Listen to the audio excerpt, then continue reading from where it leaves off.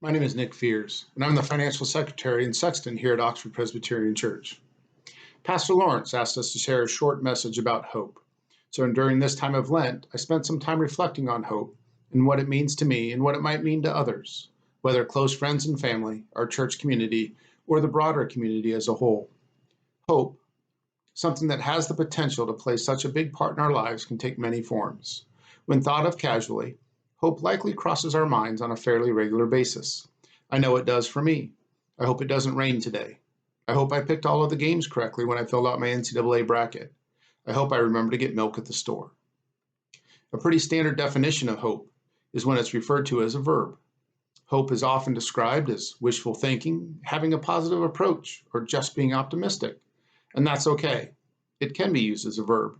There's nothing wrong with being optimistic or wanting or wishing something to happen. But there are different ways of looking at hope, and it's not just a verb. It can be used as a noun as well. And when it is a noun, there's more to it than just wishful thinking. As a noun, hope is defined in the dictionary as the expectation or belief that something will happen. Paul's prayer in Romans chapter 15, verse 13 says, "May the God of hope fill you with joy and peace as you trust in him, so that you may overflow with hope by the power of the Holy Spirit." Paul first prays for our belief in God to bring joy and peace to our hearts. And thinking back to elementary school, we learn nouns are a person, a place, or a thing. The thing here is hope, and is not something we do, but it's something that we have. As children of God, we have been given the powerful hope that comes from him, and we have belief that something will happen, not just wishful thinking. We possess hope because we know the God who is the reason and the source of our hope. Genuine hope will strengthen us for a wide variety of challenges we currently face and will face in the future because we see those challenges through the lens of God's character and love for us as his children. It's hard not to think of the incredible, unexpected, and historic challenges our world has seen over the last year. As we look forward to what the future brings, it is not a time for wishful thinking. It is a time for our trust in God to give us comfort and peace and encourage us to have the expectation that good things will happen. This can become our hope. COVID has permeated throughout our lives. It continues to be at the forefront, no matter how far we would like to escape from it. And so many people work to reduce the prevalence of COVID. I am provided hope. I see members of our church and local community who have stepped forward to help. Some have been working to end the pandemic from its earliest stages and in wide-ranging roles. Their significant efforts and important decisions have made a difference. Thank you. I'm also appreciative of the members of our congregation who have recently stepped forward. These members volunteer at vaccination clinics and call centers, served as resources to get people connected with the vaccine. Again, I thank you, and I'm grateful for the time and effort you are taking to improve our community.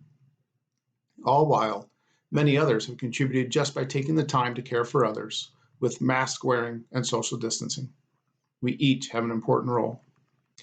As we look forward to the future and how together we recover from the last year and emerge into our new normal, I would like to share parts of a poem called "Now You've Recovered" by Charles Sino.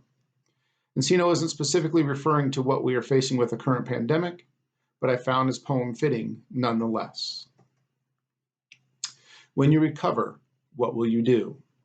When you recover, will you still be you? Will you be stronger? Will you be new? When you recover from what you've been through. Can life get better than it was before? Will you realize your dreams and improve your score? Life in recovery may not be the same. The rules may have changed in this brand new game. You can pick up the pieces and make a new start, and courage and hope keep you from falling apart. The world all around you seems different and changed.